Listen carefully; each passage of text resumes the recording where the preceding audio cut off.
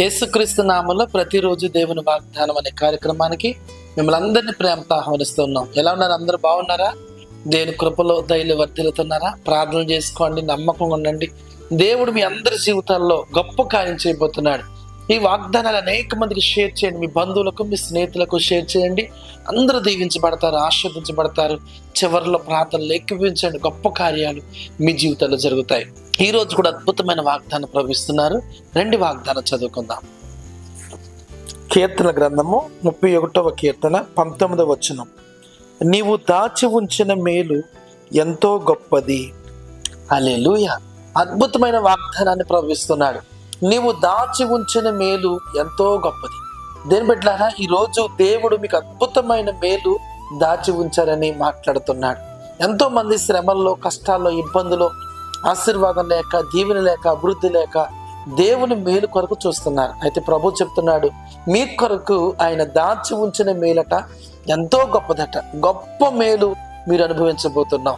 నీ గర్భఫల విషయంలో, నీ వివాహ విషయంలో, నీ శ్రమల, నీ కష్టాల, ఇబ్బందుల విషయాల్లో గొప్ప మేలు నువ్వు అనుభవించబోతున్నావు. కీడు వెనకాల గొప్ప మేలు దేవుడిని కొరకు సిద్ధపాటు చేసి ఉంచాడు.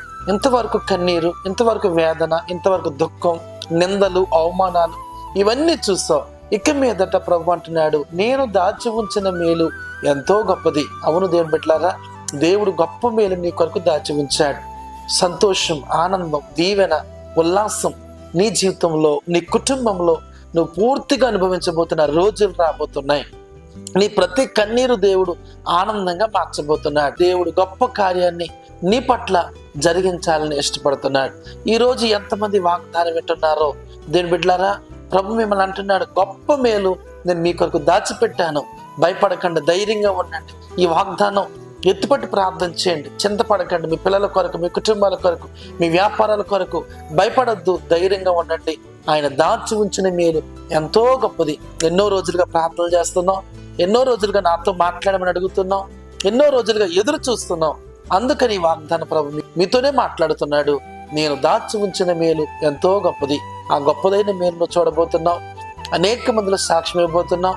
అనేక మందికి ఆశీర్వాదకరంగా, దీవెనకరంగా పరిశుద్ధాత్మ దేవుడిని నింపబోతున్నాడు. ఎవరైతే బలహీనంగా ఉన్నారో, అనారోగ్యంతో ఉన్నారో ప్రభు మేము స్వస్థపరచబోతున్నాడు.